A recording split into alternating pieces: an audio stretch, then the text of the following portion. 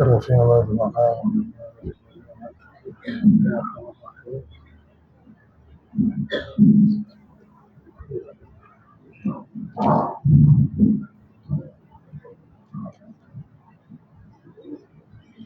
الحمد لله، إن الحمد لله نحمده ونستعينه ونستغفره ونستهديه ونعوذ بالله من شرور أنفسنا وسيئات أعمالنا.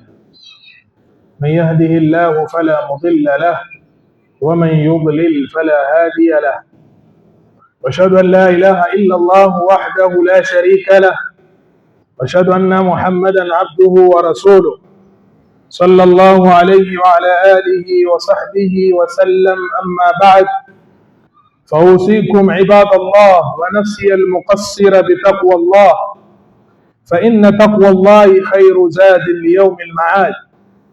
قال تعالى: يا أيها الذين آمنوا اتقوا الله حق تقاته ولا تموتن إلا وأنتم مسلمون. بعدكم حميد الله سبحانه وتعالى na kumtakia rehma bwana viumbe mtume wetu Muhammad sallallahu alayhi wasallam. Kwanza kabisa, ndugu katika imani, na wahusia pamoja na kuhusia nafsi yangu yenye mapungufu juu ya kumcha Allah subhanahu wa ta'ala. Kwa hakika mafanikio yetu yapo katika kumcha Allah subhanahu wa ta'ala. Ama maudhui yetu leo ni yenye anwani baina aljiddi wallaib, baina ya jiddi, mtu kuwa serious katika mambo yake, na laib, mchezo. Tuko katika ulimwengu ambao kwamba jiddia, ile seriousness katika maisha, imechukuliwa sahali na michezo ikapewa kipaumbele, ikafanywa michezo ni jambo la maana sana.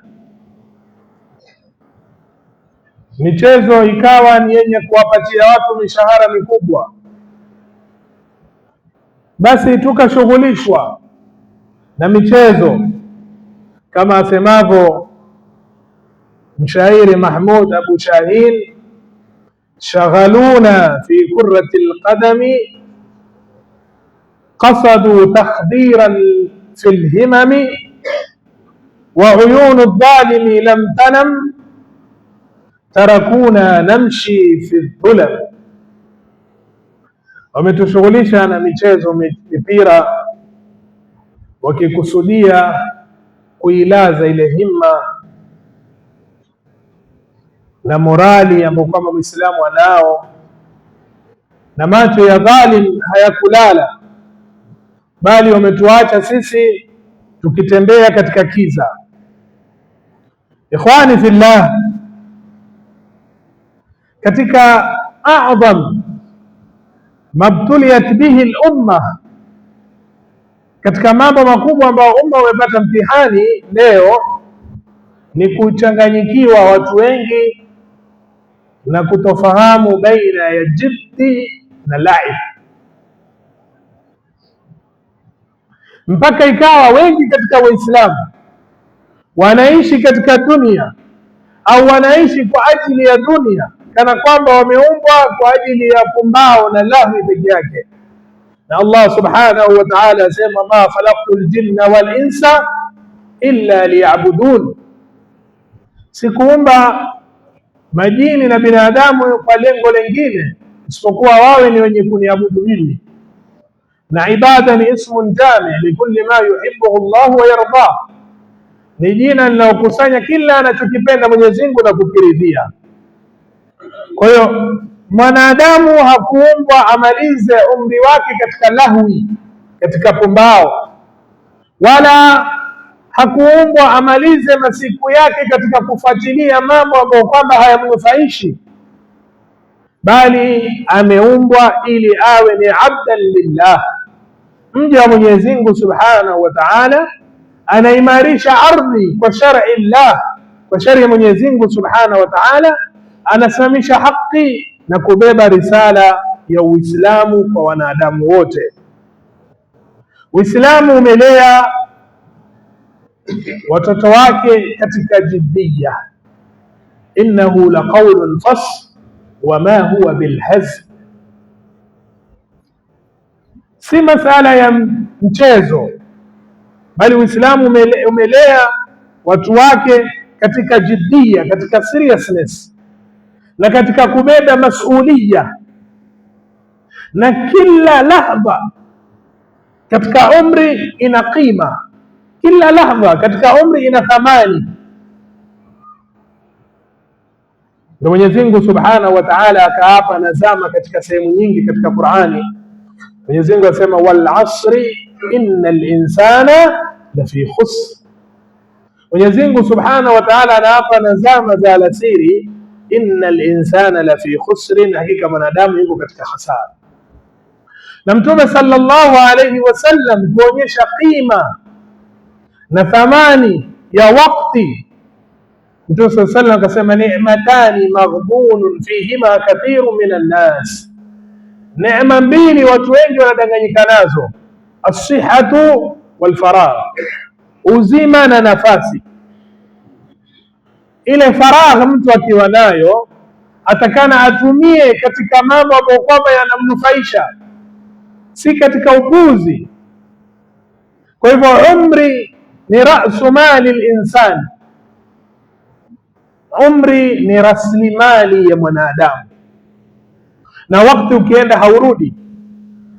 Siku ambayo kwamba imepita huwezi kuinunua na mali ya dunia yote. Siku moja ambayo kwamba imekupita huwezi kununua kwa mali ya dunia yote. Masahaba ridwanullah alaihim walikuwa wakifahamu thamani ya dakika na muda katika maisha yao. Wakafathi bilad, wakaeneza Uislamu, wakawa ni wenye kusimamisha uadilifu.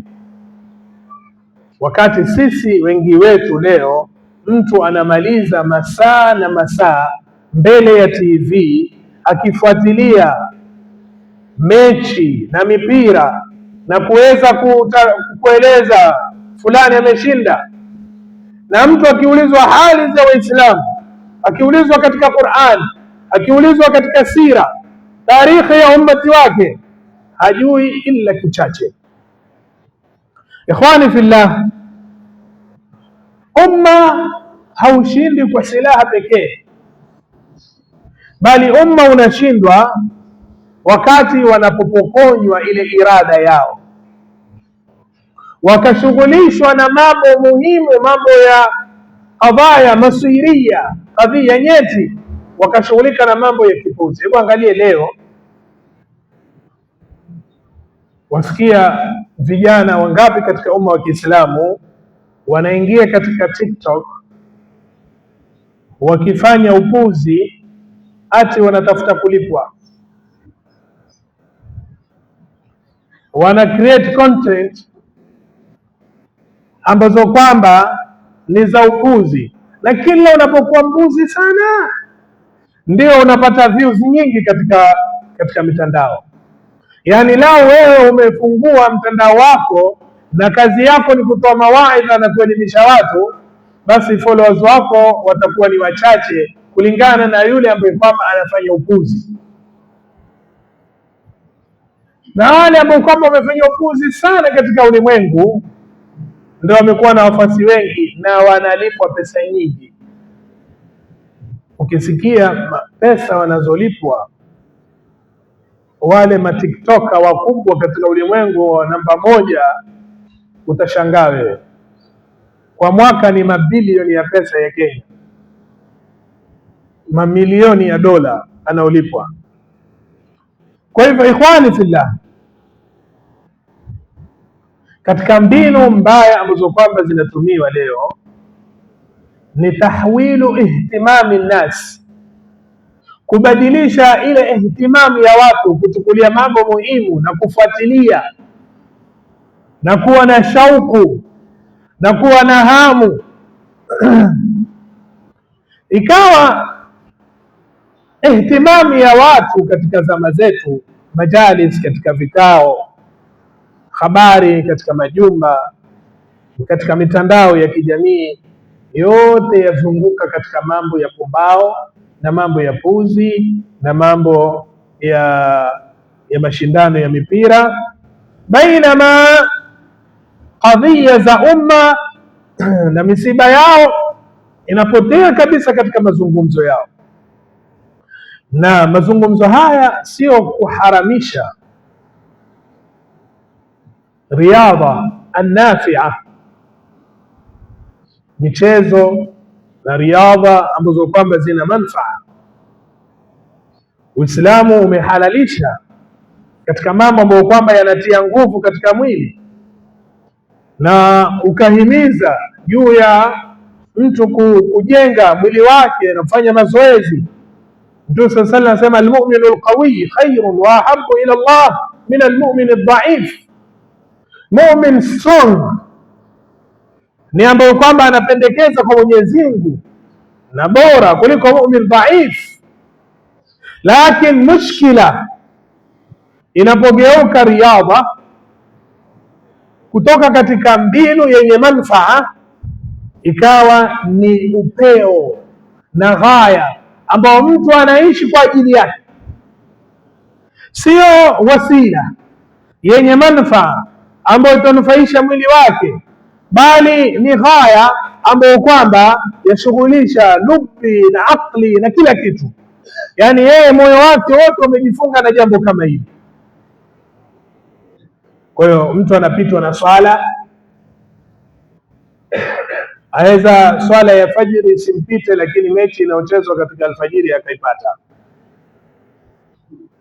Asihudhurie majalis ilmi, lakini akahudhuria mechi, akasahau humum almuslimin, hamu za Uislamu, ikawa maisha yake yamefungwa na natija ya mechi fulani inayochezwa. Anafurahi kwa furaha ya wale na anakasirika kwa hasira za wale. Alwalau walbara yake anajenga juu ya hilo.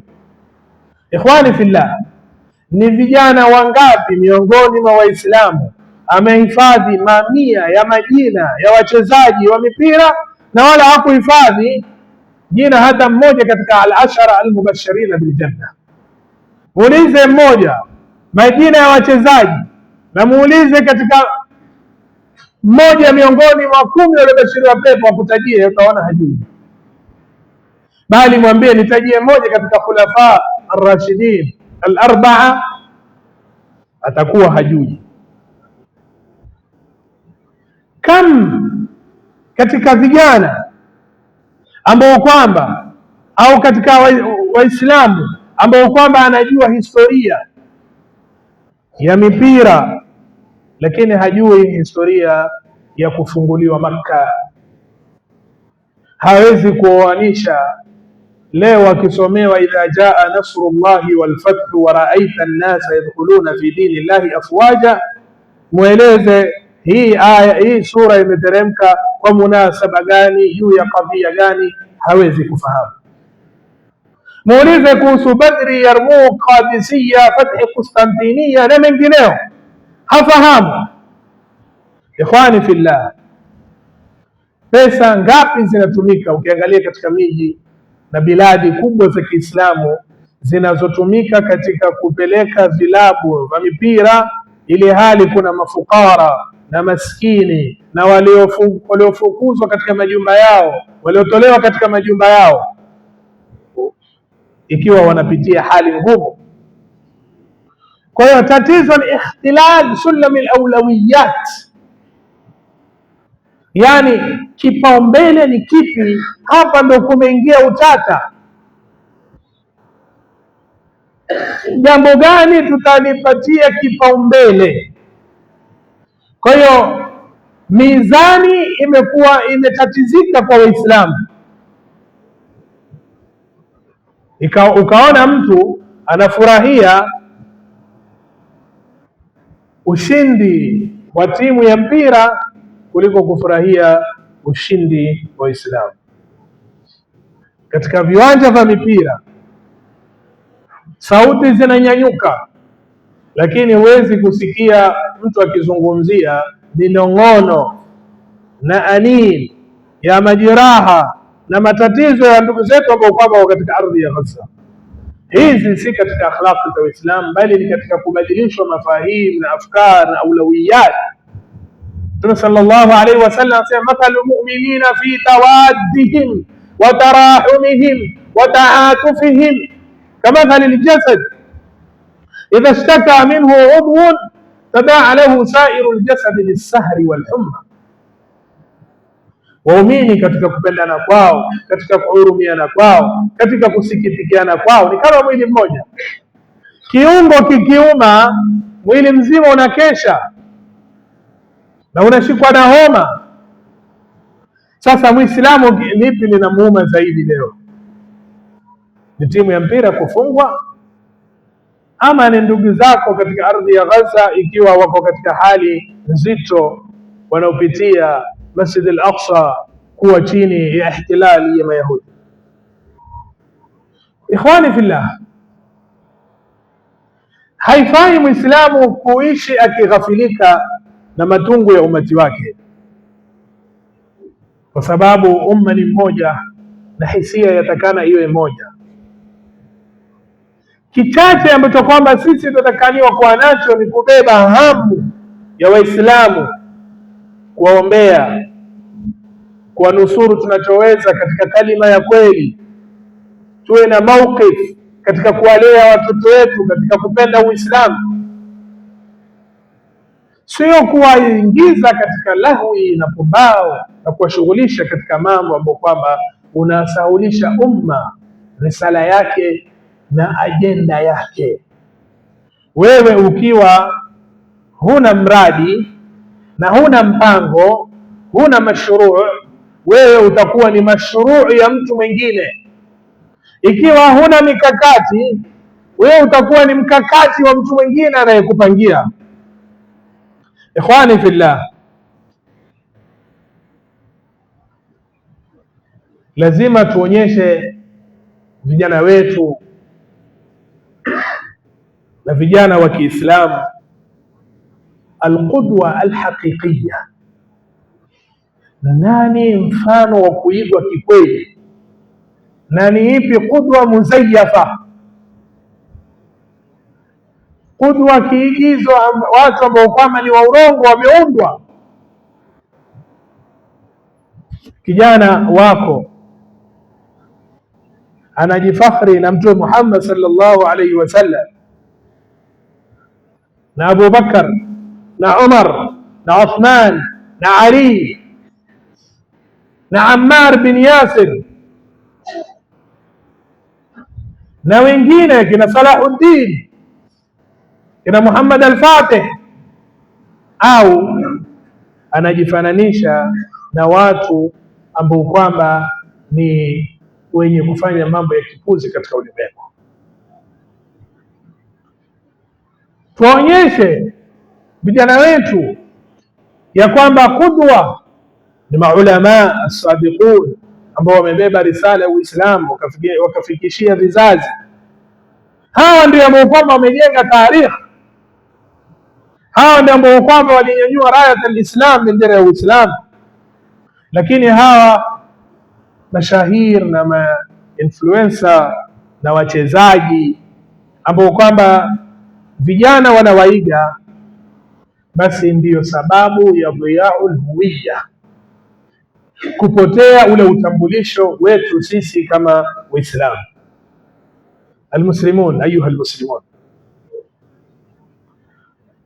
umma wa Kiislamu kuweza kupata nahdha na kupata mwamko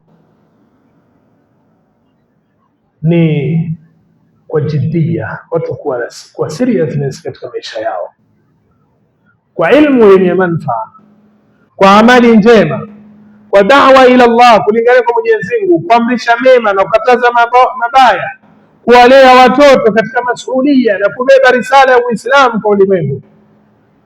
Kila mmoja ni masuhulia, ana masuhulia, kila mmoja ni mas'ul. Baba ataulizwa, mama ataulizwa kuhusu familia, mwalimu madrasa ataulizwa, mfanyabiashara, dai, mlinganizi, kijana, kullukum ra'in wa kullukum mas'ulun an ra'iyati, kila mmoja ataulizwa juu ya uchungaji wake.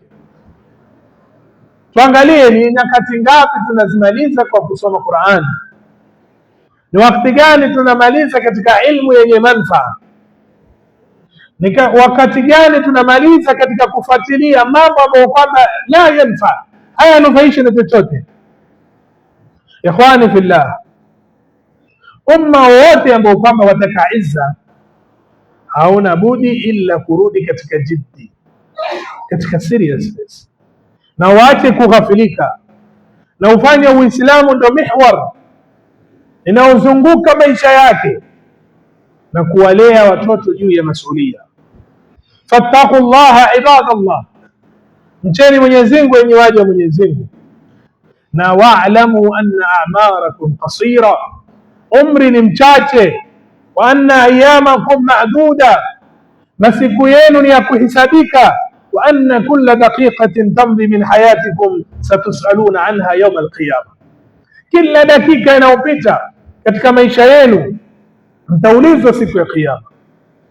Kwa hiyo tuwe na fungu katika Qur'an, tuwe na fungu katika ilmu yenye manufaa, tuwe na fungu katika da'wa, tuwe na fungu katika kuwahudumikia Waislamu, tuwe na fungu katika kuwalea watoto kupenda Uislamu na kupenda umma wao. Ikhwani fillah, tusifanye dunia kwamba ndo akbaru hammina, kwamba hamu yetu kuu ni dunia wala mambo ya kipuzi yasiibe katika umri wetu. Ikhwani fillah, turudie aulawiyatina, vipaumbele vyetu ni vipi, tunatanguliza mambo gani mbele, na tujue ya kwamba kama sisi tumelala, maadui hawalali, na kila leo wanaweka mbinu na njama tofauti tofauti dhidi ya umma kama huu. Ikiwa leo mtu anatingisha tumbo katika TikTok akalipwa mamilioni, mwingine atingisha nywele zake azifungua alipwa mamilioni, mwingine afanya mambo ambayo kwamba ni ya kipuzi alipwa mamilioni, hizi pesa zote zatoka wapi? Zatoka kwa wale ambao kwamba wanapoteza wakati wao kwa kuscroll na kuangalia vitu ambavyo kwamba havinufaishi. Na angalia mambo ambayo kwamba ni machafu na sinema chafu ambazo kwamba ziko katika mitandao. Wote hao wanalipwa kulengamana na yule ambaye kwamba amepoteza wakati wake kuangalia kitu kama kile.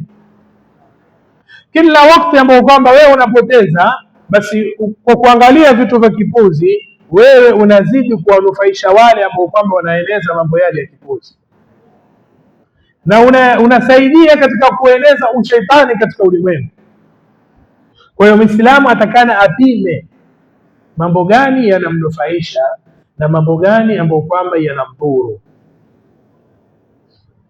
kwa sababu yule ambaye kwamba ni alfaiz alhaqiqi ni yule ambaye kwamba atakutana Mwenyezi Mungu Subhanahu wa Ta'ala na ametumia umri wake katika taa ya Mwenyezi Mungu Subhanahu wa Ta'ala, umri wake ameumaliza katika taa ya Mwenyezi Mungu Subhanahu wa Ta'ala.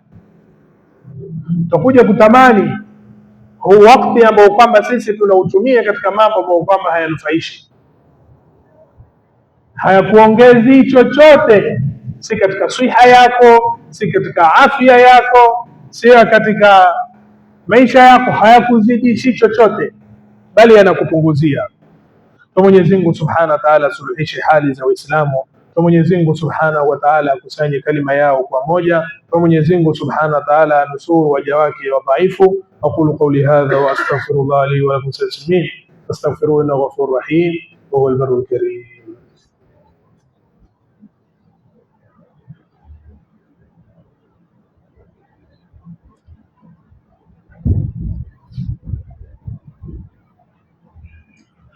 الحمد لله حمدا كثيرا كما أشهد أن لا إله إلا الله وأمل من جحد به وكفر وأشهد أن محمدا عبده سيد الخلائق والبشر. عباد الله، اتقوا الله تعالى في السماء له يذكر خبر، وانتهوا عما نهاكم عنه وزجر، واعلموا ان الله امركم بامر بدا فيه بنفسه وثنى بالملائكه مسبحه بقدسه، وثلث بكم ايها المؤمنون من بلد الجن وانسه، وقال تعالى مخبرا وامرا: ان الله وملائكته يصلون على النبي يا ايها الذين امنوا صلوا عليه وسلموا تسليما.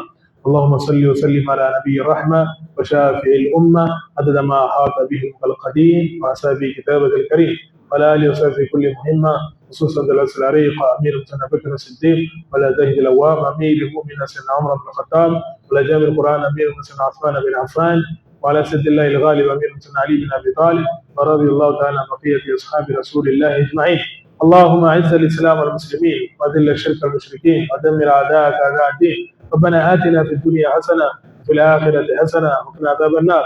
اللهم اغفر المؤمنين والمؤمنات والمسلمين والمسلمات الاحياء منهم والاموات، انك قريب مجيب سميع الدعوات يا قاضي الحاجات وكافي المهمات. عباد الله، ان الله يامر بثلاث وينهى عن ثلاث: يامر بالعدل والاحسان وايتاء ذي القربى، وينهى عن الفحشاء والمنكر والبغي، يعظكم لعلكم تذكرون. اذكروا الله العظيم الجليل يذكركم، واشكروه على نعمه يزدكم، واستودعكم الله.